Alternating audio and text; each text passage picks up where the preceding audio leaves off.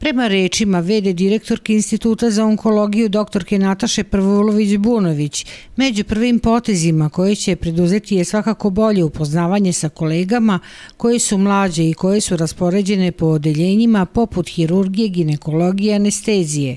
V.d. direktorka je gotovo 2,5 decenije u Institutu za onkologiju, a radila je u službi za dijagnostiku. Tako da evo ovaj početak koristim da se upoznam sa celokupnim kadrom, da sagledam čitavu situaciju, deo dijagnostike, radiologija, znači nuklearna medicina, radioterapija, to dobro poznajem jer sam u svom svakodnevnom radu upućena bila na te delatnosti.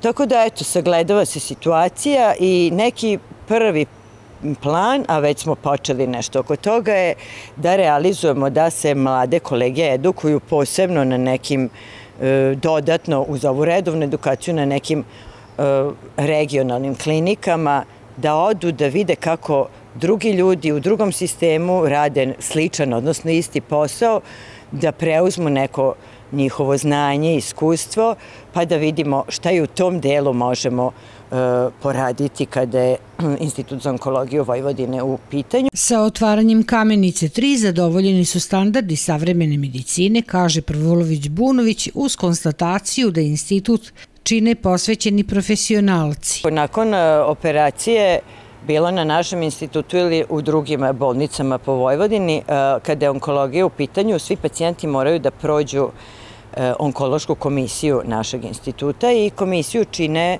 nekoliko stručnjaka. To je jedan, kako mi volimo da kažemo, multidisciplinarni tim od hirurga, internista, onkologa, radioterapeuta, nekada radiologa, patologa, zavisi šta je u pitanju. I nakon toga se donosi odluka o nastavku lečenja. Neka želja je u budućnosti da se institut maksimalno rastereti i da se, da kažemo, decentralizuje primanje te terapije, šta god bude moglo da se primi regionalno, da se primi i lakše pacijentu ne putuje, bliže mu je kući. Pacijenti u Institut za onkologiju u Sremskoj Kamenici dolaze iz svih delova Vojvodine i jednog dela Srbije. Kroz dnevne bolnice instituta dnevnu terapiju primi 100 pacijenata, u službi dijagnostike zabeleže 50 do 60 pregleda, služba zračenja dnevno uradi 100 procedura, svakodnevno operišu pacijente i radi se dijagnostikovanje štitaste žlezde. Potom tu je PET skener i sve ostalo što je neophodno za lečenje onkoloških pacijenata.